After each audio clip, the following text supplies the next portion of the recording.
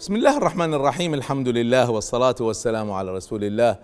أرحب بكم مع برنامجنا الإسلام ببساطة. ونحن الحمد لله الآن ماشيين قاعدين نبني شجرة الإسلام الجميلة هذه. وشجرة الإسلام الجميلة في برنامجنا سنتحدث عن 3 شجرات. الشجرة الأولى الإسلام، الشجرة الثانية القرآن، والشجرة الثالثة الرسول صلى الله عليه وسلم. في شجرة الإسلام وعلى فكرة يعني كلهم يتحدثوا عن نفس الشيء، بس كل واحد يشرحها بطريقة مختلفة. فالآن في شجرة الإسلام تحتها 3 جوانب.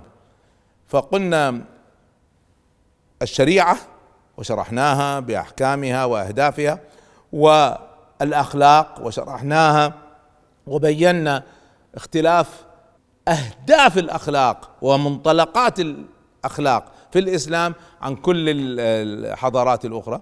واليوم حديثنا عن الإيمان.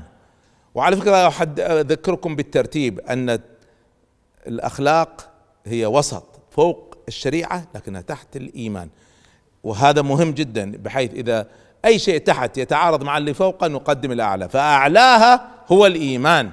الآن نأتي للإيمان. ما هي أهداف الإيمان؟ يعني اليوم كثير من الناس على فكرة لما يشرح الإسلام ما هو الإسلام؟ يقول والله الإسلام الإيمان بالله والملائكة والكتب والرسل واليوم الآخر والقضاء والقدر، والإسلام الشهادتين والصلاة والصيام والزكاة والحج. تمام، ما هو الهدف؟ ما هي الأهداف من وراء هذا ومن وراء هذا؟ فإحنا قاعدين نحاول نشرح هذا. طيب في الإسلام واحدة منها الشهادتين. طيب ما هي هدف هذه المسألة؟ ولماذا كل هذا الإصرار في الإسلام على هذا؟ ماذا يريد الإسلام من هذا؟ وهل الإسلام جاء فقط لخدمة المسلمين؟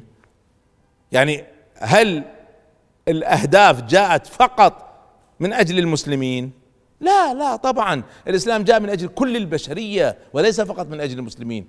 وخلينا نفهم هذه المسألة، سنفهمها لما نكمل الشجرة. الآن خلينا ناخذ هذا الجزء الرئيسي من الشجرة وهو الإيمان. الإيمان بالله سبحانه وتعالى هو الأساس للإيمان، وهو الأساس للإسلام، وهو الأساس للنجاة يوم القيامة. وسأعود لموضوع النجاة يوم القيامة، لأن بعض الناس عنده وهم أن ما أحد ينجو يوم القيامة إلا المسلمين. أي واحد ما هو مسلم ما ينجو. إيش الكلام هذا؟ الله يرضى عليكم. سنعود لهذا، أرجوكم ما حد يستعجل بالحكم علي أو يستعجل بالتكفير، حتى طولوا بالكم، سنعود لهذا. الآن خلونا ناخذ الإيمان. الإيمان منطلقه هو الإيمان بالله تعالى. طيب الإيمان بالملائكة، الكتب، الرسل، اليوم الآخر، كل الهدف منا الإيمان بالله. الله سبحانه وتعالى أرسل الرسل عشان يدلونا على الله، أرسل الكتب عشان تدلنا على الله. إذن المنطلق الأساسي هو الله سبحانه وتعالى. الله هذا هو المنطلق الأساسي. هذا المنطلق الأساسي، وسأعود بعدين إن شاء الله إلى تفصيل الإيمان نفسه، يعني لماذا الرسل، لماذا الكتب، لماذا اليوم الآخر، سنعود لهذه المسألة. الآن خلونا نكمل في هذه. في الإيمان بالله سبحانه وتعالى الهدف الأول يعني الآن قاعد أحدثكم عن ليس الإيمان، عن أهداف الإيمان. لماذا كم جاء في القرآن الحديث عن الإيمان؟ لماذا؟ عشان نحقق الأهداف التالية احفظوها. أولا جاء ليعرف الناس بربهم، من الذي خلقهم، من هو ربهم، من هو الله سبحانه وتعالى.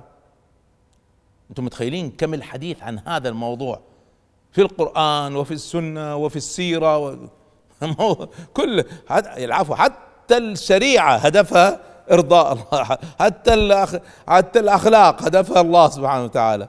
فنرجع إذن الهدف الأول أن يعرف الناس خالقهم، يعرف الناس ربهم. ولذلك الله سبحانه وتعالى يعني في آيات كثيرة يعاتبهم: أفي الله شاك؟ أنتوا يعني عندكم عقول؟ فكروا شوية، اعرفوا ربكم. أفمن يخلق كمن لا يخلق؟ يعاتبهم، هو يعاتبهم، كيف ما تعرفوا ربكم؟ كيف؟ وسأعود إلى هذه المسألة بمنطقيتها وأدلتها بتفصيل لاحق إن شاء الله. بس احنا في هذه الحلقة ليس هدفنا الحديث عن الله عز وجل، وإنما هدفنا عن أهداف الإيمان. فالهدف الأول أن يعرف الخلق ربهم. هدف ثاني ورئيسي من أهداف الإيمان أن يوحدوا ربهم. يعني ما يكفي أن يعرف ربه، ممكن يعرف ربه بس يعبد أو يعبد معه شيء ثاني، لا ما يجوز. إذا عرفته كيف تشرك به أحد آخر؟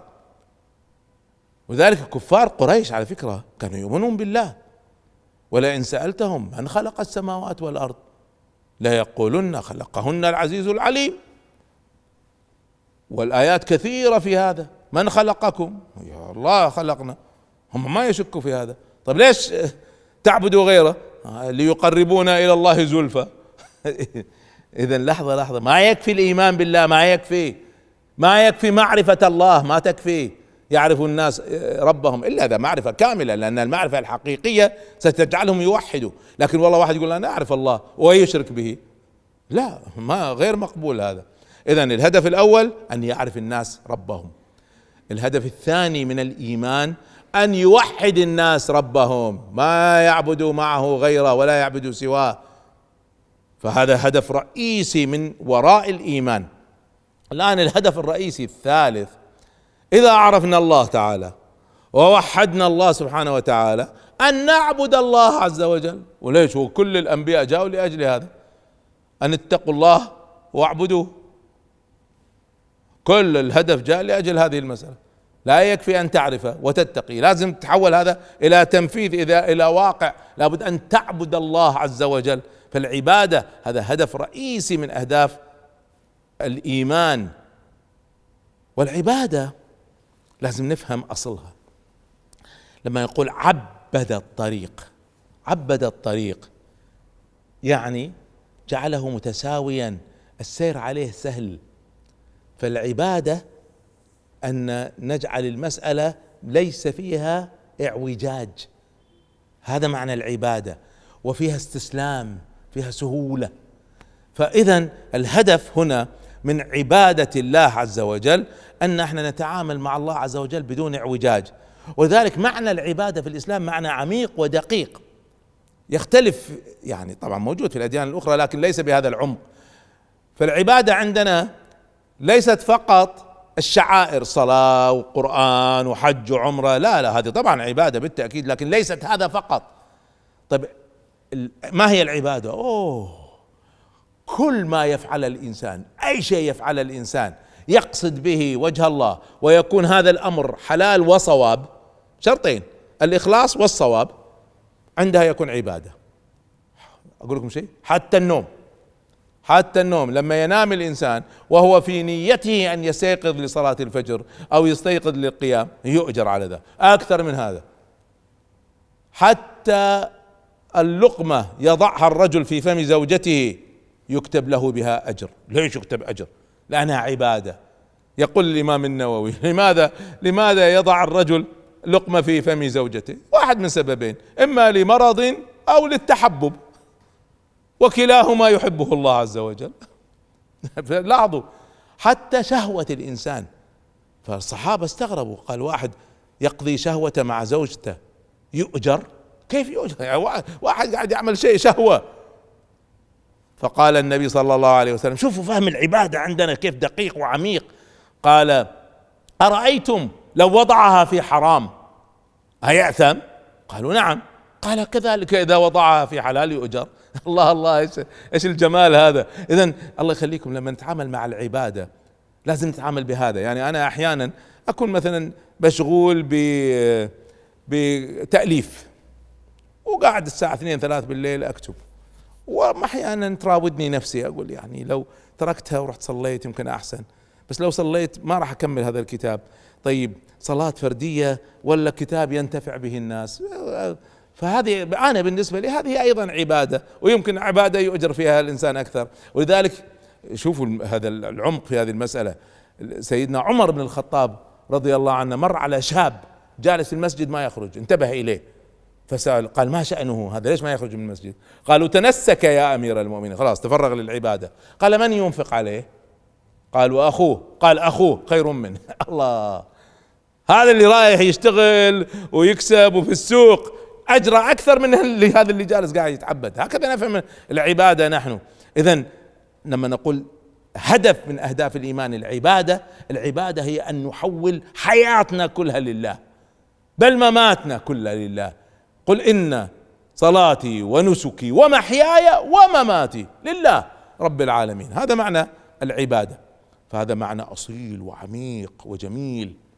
إذن الهدف الأول قلنا المعرفة، معرفة الله عز وجل. الهدف الثاني التوحيد. الهدف الثالث العبادة. الهدف الرابع التقرب إلى الله والتفنن في إرضائه. إذا عرفت عظمة الله عز وجل وصفاته الحسنى وأسماء الجميلة وعرفت قدر الله عز وجل ستتفنن في إرضائه. يعني في بعض الناس يتفنن في التفلت من الدين، يتفنن في البحث عن مخرج، بينما المؤمن الصادق الحقيقي سيحاول أن يتفنن في البحث عن ما يرضي الله سبحانه وتعالى. هذا الصدق في الإيمان. اللي يعرف الله عز وجل حق المعرفة سيفعل هذا. والهدف الأخير هو اطمئنان القلب. ألا بذكر الله تطمئن القلوب. إن في القلب لوحشة لا يملأها إلا الأنس بالله. ومن أعرض عن ذكري فإن له معيشة ضنكا، يعيش حياة عيسى، حياة مؤلمة. فالهدف من الإيمان أن الإنسان يعيش وفق هذه الأهداف ويعيش بقلب مطمئن مرتاح، ينتج عنه التوكل والرضا والمعاني الإيمانية الجميلة كلها تنتج عن المعرفة الصادقة بالله وصدق عبادة الله والتفنن في إرضائه. الآن هذا الكلام كله ما هو الهدف من وراءه؟ هدف الأهداف هو حديثنا في اللقاء القادم إن شاء الله.